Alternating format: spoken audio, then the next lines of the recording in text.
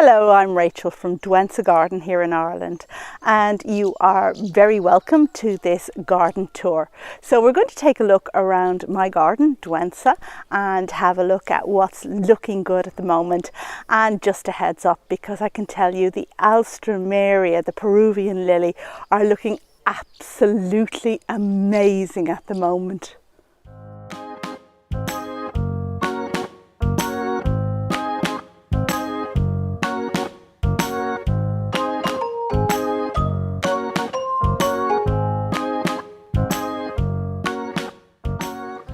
The drive is edged with a number of herbaceous borders, and okay, I have to confess this now. If you're new to this channel, one thing you really should know is that I adore perennial plants. You're going to see lots and lots of perennial plants as we walk around the garden today. And at the moment, this border here is my favourite because it has a whole lot of colour going on. Over there on the left, the Heuchera is in flower, and I love the frothy spires. This Heuchera has done so well in this position, I think because it gets full sun and it's really well drained up against the edge of the border. And yeah, it's just gone on to do really well. And beyond it, we have the yellow flowers of an Anthemis. Oh look, Katsuki has decided to join us, but as usual she's got her back to us. She's completely ignoring me. Isn't that right, Katsuki? Yeah, she'll do her own thing and maybe she'll join us now or again as we go through the visit. But as I was saying, the yellow daisy flowered plant that Katsuki is sitting in front of now is an Anthemis, and it just produces masses and masses of flowers. One that needs full sun and a well-drained position, and this border gets exactly that. These flowers are really just getting going now, but we have one here in full openness, and you can see how it's very daisy-like.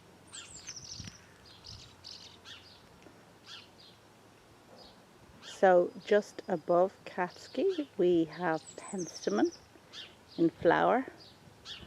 And this one I think is garnet, but in any case I've had it for years and years and it does really, really well. And the daylily over here is called Rocket City, also one I've had for a very long time, which you can tell by the size of the clump. Now this probably needs a divide, and actually I could do with good daylilies elsewhere in the garden, so that's probably going to be a job I'll do in autumn or spring.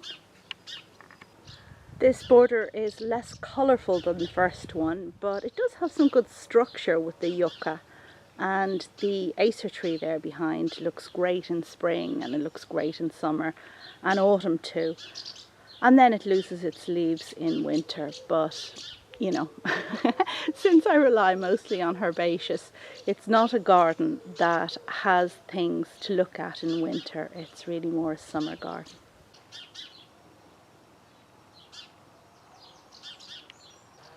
And just a quick look down the drive where the beech hedging has just recently been clipped.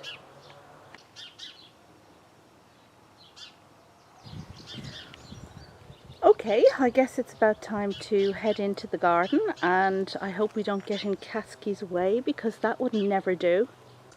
And just beyond the arch, my drive has 3 arches on it, and this is the middle one we're just about to go through, but we can see lots of blue billowiness calling to us. And yeah, that's my Campanula Prichard's variety, which I grew from seed many years ago. And I didn't stake the Campanula this year, with the result that, oh my goodness, you can't get down that path anymore. And this is a very tall Campanula, but it really does need staking. And just recently what I found is that it's seeding about, yeah, it's seeding about a lot, too much in fact, so it's popping up everywhere, so I may have to get rid of it. Okay, and I'm just going to try to give you a complete pan around of the garden.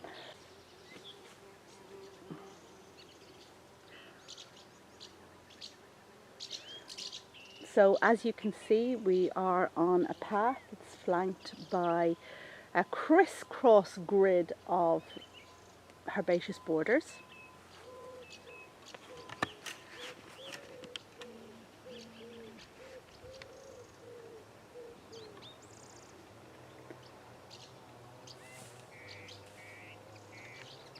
I nearly forgot to show you the clematis. So it's been an amazing year for clematis. They all seem to be doing so well. Yeah, I'm going to put the names up on the screen because I really can't remember them. But this one has a glorious, enormous purple flower. And we have a really tall one over here, which is in flower. So that's super. Lots of blooms on that. But on that arch over there, we have one that's, oh gosh, it's really looking good. Lots and lots and lots of pink flowers. And isn't that just exactly what you want from a clematis? Just a load of flowers that just keep coming and deadheading themselves and not causing you any bother at all. Just a little bit of tying in spring. On this arch here we have a climbing aconite, and those who are channel members will have seen the seed was up for grabs just recently. Now this isn't in flower yet. It has a beautiful blue flower though, exactly like aconite, monkshood, but it's a climber and it dies in winter. So like all the stems die off, so you just cut it to the ground.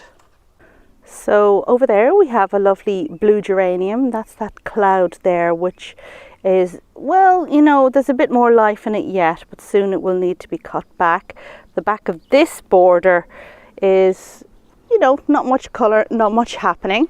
But over here, so in here we have primroses at the front that have finished flowering and dahlias coming.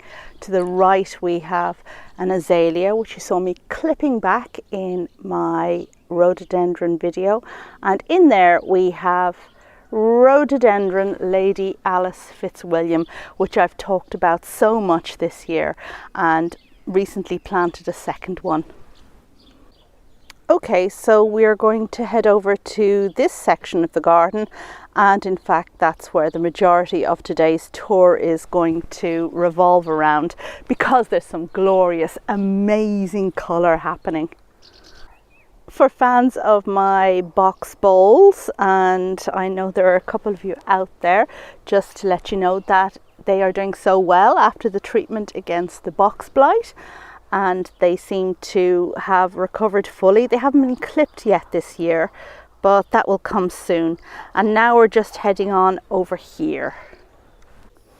And just before we get to the long border, we do have this island bed right here with a couple of interesting things going on. The main thing is this Acer tree at the front. Now this will get big over time, but I love it, and I absolutely love the autumn colour on it. It's spectacular. And beyond the island bed we have the beginning of my long border. Yeah, so this is my long border, and what can I say, but it's in the shape of like a giant E or a giant number 3, and this section that we're looking at would be the middle section, so the part of the 3 that sticks out. Now I have tried putting up a map before, but I am not very satisfied with how it impacts on the visuals of a video. So just bear with me. This is the middle section of that number 3. And here's where the long border begins. But just before we go there, I forgot to mention this guy here, which is an enormous, enormous clump.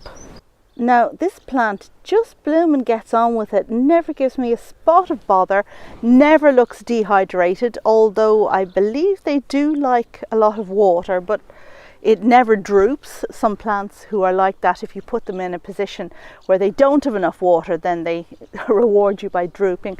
This one has also made an enormous clump, and I really like it. More of this and less of the finicky ones, really.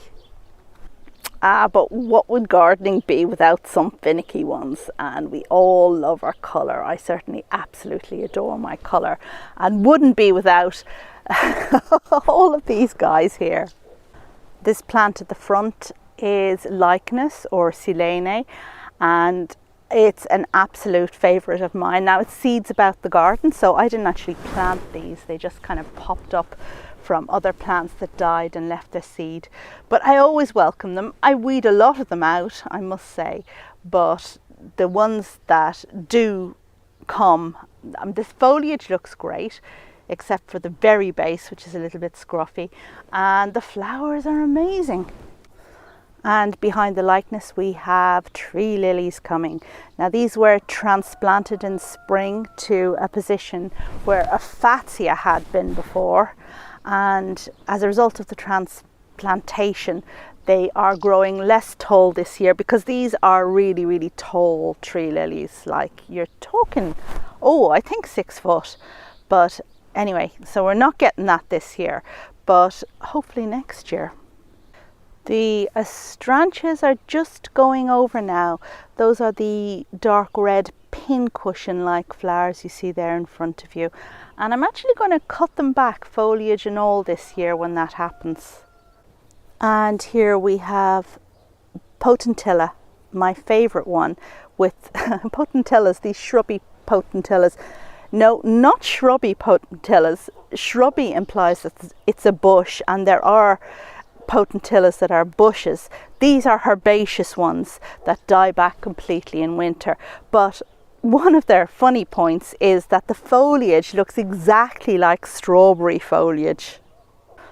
And I adore the deep red double flowers with little flecks of orange in there.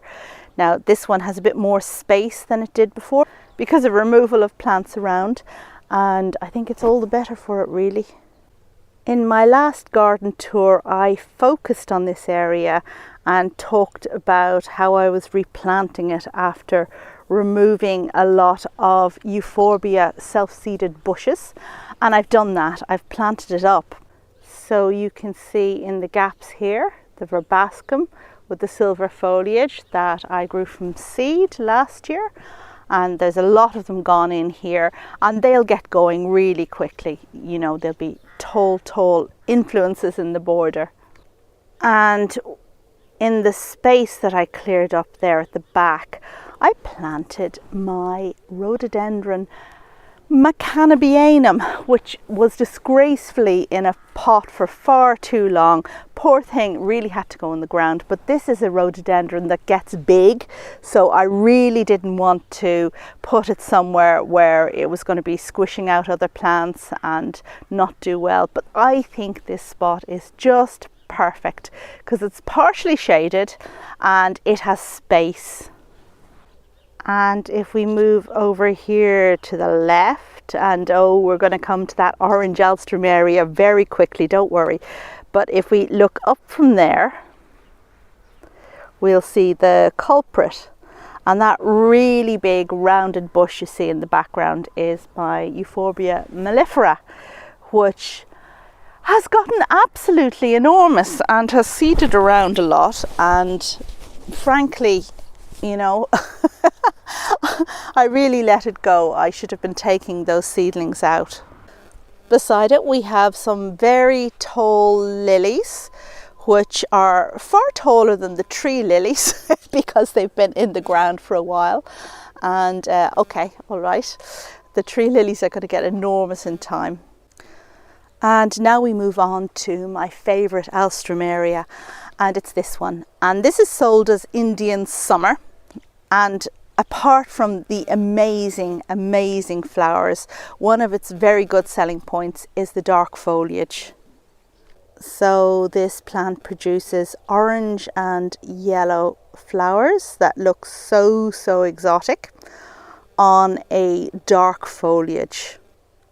And like most Alstroemerias, the flowers themselves have tiger-like markings which make them seem very exotic. Yet the plant is perfectly hardy for me and does so well in the garden. You can see that by the size of the clump. So like most Alstroemerias, this is a vigorous one that produces a very big clump. It needs a little bit of staking, which I give it, otherwise it flops. And it just flowers, goes on and on. So for Alstroemerias, full sun for better flowering and a well drained and nutritious soil. Okay, so leaving behind my favourite Alstroemeria, we're just going to pan over here at the other section of the long border, well, one of the other sections of the long border, and we're going to have a look at these plants in a bit more detail now. So, heads up for a new geranium, and I am always very anxious to try out new recommended geraniums because geraniums are such an amazing garden plant. And this one's called Dragon Heart, which comes highly recommended. It's not very long in this position, but I expect it to sprawl out and take over this bare earth where there were tulips in spring. And over here we'll just pan up. Now we're looking at the grasses, Stipa tenuissima, my absolute favourite grass. Look how completely tactile it is. And it's interspersed there with the flowering of Achillea. And this Achillea is my favourite really because of the foliage. The foliage is absolutely amazing, but the flowers are always a bonus too. And if we then pan up a little bit further, what have we got? Oh, we've got some more astrantias there on the right. And this is a variegated astrantia called Sunningdale. We also have another Alstroemeria, and this is the one called Oriana. That's the orange one there. And then if we move up a bit further, you can see the yellow spires of Ligularia. I always look out for plants with variegated foliage because it's just such an added bonus. And you know, the flowers aren't bad on this either, but I think I grow this astrantia just for the foliage alone. And now moving down from the astrantia, we can take a proper look at the foliage of that Achillea. Isn't that absolutely gorgeous? Two things I forgot to mention. On the right we have Cotinus Grace, which is absolutely the best Cotinus. That's the plant there with the purple foliage. That's what it's called in gardening terms, but really it's a dark red. And that is, in my opinion, the absolute best Cotinus. I always have a bit of a love-hate relationship with Cotinus because they're a bitch to prune. You prune them and they just want to be trees, and you prune them and then they re-sprout growing the wrong way and blah blah blah. And Grace is actually a bit of an animal. She can be pruned quite hard back, but when she starts to re-sprout, it's very, very ugly looking. However, she clothes herself like this a bit later on in the season, and the big dark leaves are definitely a plus. And this tall plant here has really, really great leaves and spires of flowers that are, I suppose they're kind of off-white when they eventually open. The leaves really are very nice, but the plant itself is a little bit of a thug now. So we're going to leave behind this section. The orange Alstroemeria Oriana in the middle, don't worry, we're going to see that somewhere else in the garden and we'll talk about it in a bit more detail then. This is my favourite red hot poker, Coalescence, and that's because of the foliage. And then if we move over here, we can see a couple of things. We can see that the geraniums, this is Anne Thompson, are looking absolutely fabulous. That's the one with the magenta flowers and the black eye there at the front. But there's also the first of the dahlias in flower, that dark red blob in the centre. Geranium Anne Thompson. Enough said really. This is an absolute cracker of a geranium, and currently my favourite. I absolutely love it to bits. I've talked about it a lot. Can't recommend it highly enough. Brilliant for a tall presence at the front of the border. Well, not tall, but a flowery presence at the front of the border. Flowers all summer long, and the foliage spreads out and covers any bare spaces and any spaces left by bulbs. That dahlia is Karma Chalk. Gotta love it. Gotta love the dahlias with the dark foliage. Let me show you. Really, really dark foliage. Super one. A very neat shape to the flower. And it's definitely one to look out for. Now, this type of dahlia, it's a decorative dahlia, and I absolutely love the decorative ones. They just have a much neater shape to the flowers, in my opinion. A super dahlia that I've had for a couple of years now, and it always does reliably well for me. I've actually put it in this border for the last few years because it looks so great in here. And just over here we have a variegated sedum, and the foliage on this one is really great. It tends to hold itself upright as well. I hate floppy sedums, but this one is really good. So now we're swinging around past a peony that was in flower and some self-seeding poppies, which are actually not bad at all, to just a more shady section. And that Japanese fern there at the front, I just love the colours on that. Podophyllums probably needing a little bit more water. I think it's a little bit dry in there for them. Okay, let's have a look at the lower section of the long border. Okay, so we are now in the lower section, and I just pan over here. And over there is where we came from. I'll show you a bit better.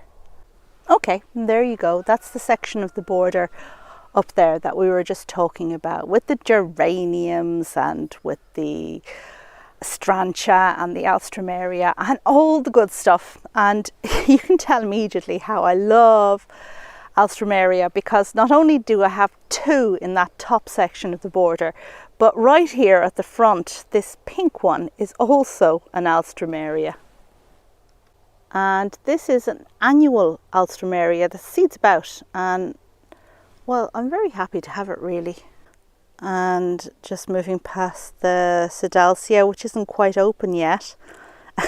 And guess what? Oh yeah, we have another Alstroemeria. And this is another one of my favourite. I absolutely love it. It's whitish, but it has pink and it has yellow in there. So like most Alstroemeria flowers, quite a lot going on.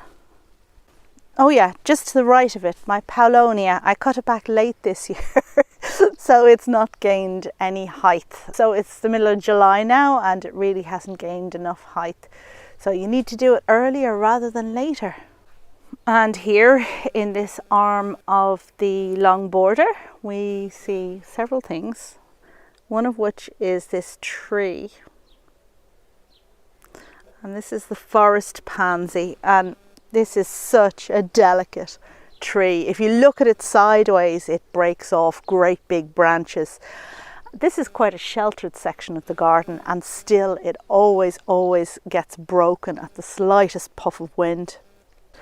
It does have nice leaves, but such a liability. I have a couple of clumps of this daylily. I'm not sure what the name is. It's not a great one, but it's been a brilliant year for daylilies in Ireland so far.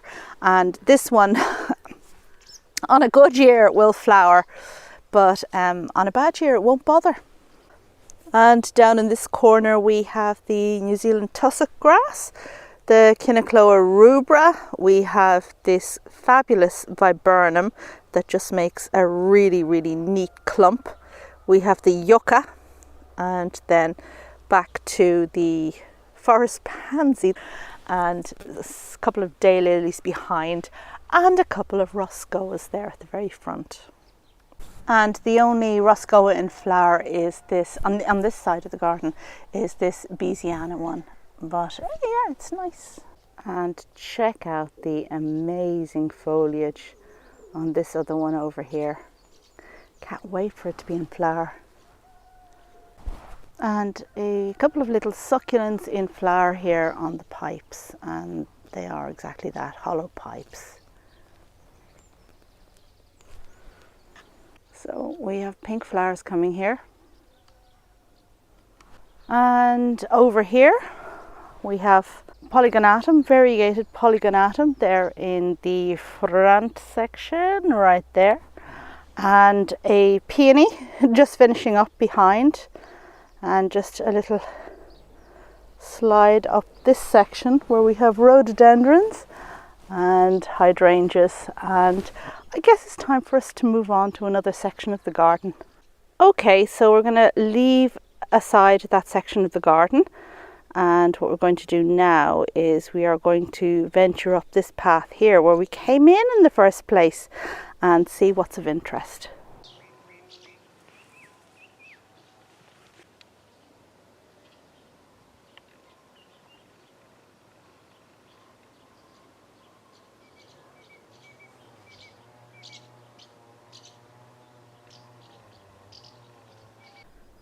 Now, we already looked down the path that had the campanula, the blue tall campanula, but this is the other path, which is flanked by the New Zealand tussock grass. And yeah, it's really looking good at the moment. And here it is in front of perhaps my favourite hosta, Francis Williams. And on this side, we have some very tall lilies there in that clump just there, which will be in flower soon, but it's mostly about tall stuff, and the tetrapanax of course dominates. Bees are very noisy today. We have on the right there a diamond clipped box, pyramid shaped clipped box. I did my best, lads. And in there a couple of things. This is a nice plant. It's called Michia or Michia, and it's in the pea family because it produces yellow flowers later on. But the best bit, in my opinion, are these kind of purpley bracts that you get at this time of year. We have Francoa there at the front, which has its flower spires, but they haven't opened yet. And you can see that annual Alstroemeria mixed in there with a dark leaf Persicaria. And there's the Persicaria together with a couple of the Francoas that have actually opened, and that spire there is, I guess, the most advanced of them. It's a Francoa that's easy from seed, and one that my members have enjoyed seed of just last year. And here we are. Oh, we're backing onto the campanula there. That's the blue campanula on the other path that runs parallel to this one. And I guess, well, do you know what? It's more plants. It's another border. It's the edge of the path that you just saw. And here we have some newly planted geums and monarda, current favourites of mine. And underneath the hydrangea we have mandrake fruits, lots and lots of mandrake fruits. The mandrake has been used in medicines for many years, and those of you who have seen the Harry Potter films will know of the legend that says that they scream when you pot them. Of course they don't. And anyway, so the flowers are lovely in spring, and then you get these really quite interesting fruits that if the birds don't get them, you can just collect the seed. I think it's very often easy to forget about leaf and leaf shape as an important element of gardening, but it can make such a big difference. I mean, even if you love perennials and you love colourful perennials like I do, you still need good leaf shape. So leaving that section of the garden behind, recognise the blue geranium there. We've now crossed into another section, and we are looking at a border that I planted up just this year. And it's the one with the Sarracenia planters, the carnivorous planters in it. And these were moved last year, I think. Anyway, I've put a lot of pretty nasturtiums in here just to liven the whole thing up a bit. The Sarracenia are looking big and meaty this year, as you can see. And there are all sorts, but I really like this kind of hooded one.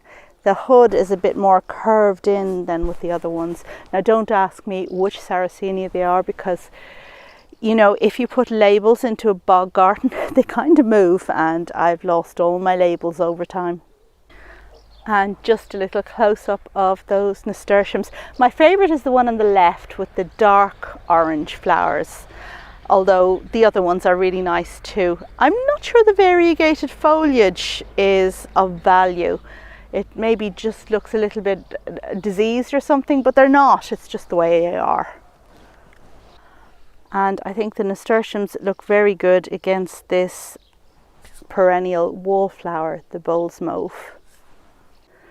Okay, so leaving behind the Sarracenia bed and the newly planted stuff, just to swing around at my Hypericum hedge. And this is a great flowering hedge. I just love how joyous it looks in summer when it's in full flower. And then if we just swing around here a bit more to the right, I guess you'll probably start to recognize where you are now. Galania is that white froth on the left, and we have some very green stuff, and this is a border that leads up. And just a little glance at the Hungarian blue poppies I sowed directly in this border in spring.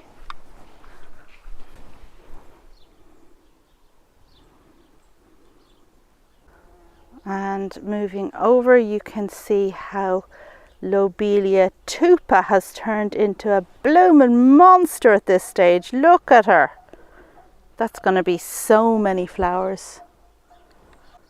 And then finally at the top we have the foxgloves that were featured recently in a video, together with a couple of other things.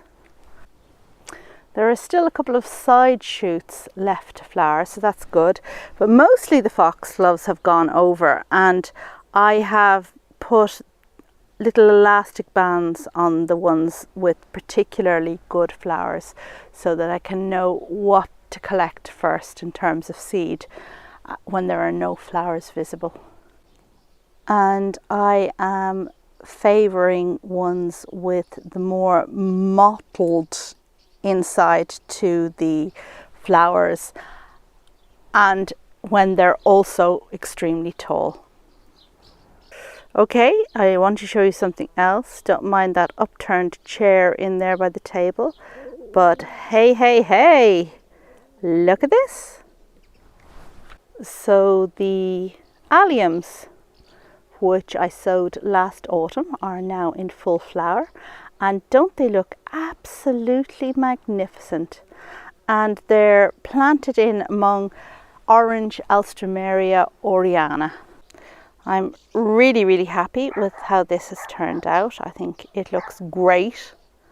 And I just hope that in time the Alstroemeria doesn't overpower the Alliums, because Alstroemeria really is very vigorous. We'll have to come back and have a look at the skeletons of the Alliums after they finish flowering, because they do add architectural value to the garden as well. The Alliums are just a mass of tiny star-like flowers, all held out in a ball. And there it is. And the backdrop behind. Okay, so we're going to cut the garden tour visit a little bit short today, and the final thing I want to show you is over here in this last section of the garden.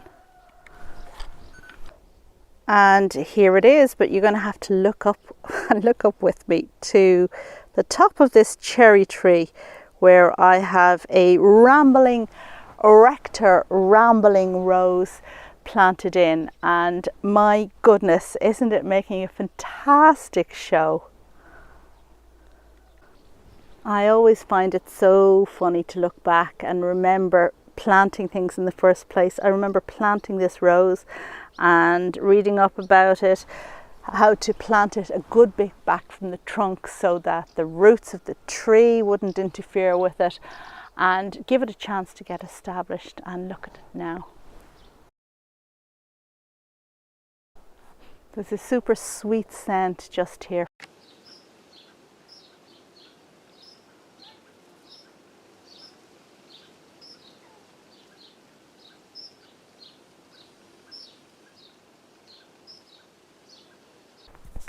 Okay, and on that note, I guess I will leave you. I hope you enjoyed this garden tour, and if you are new to the channel, then perhaps you'll consider subscribing to make sure that you're not going to miss any good garden content that you might find useful and enjoy. Thank you very much for watching, and I will see you on the next video. Goodbye.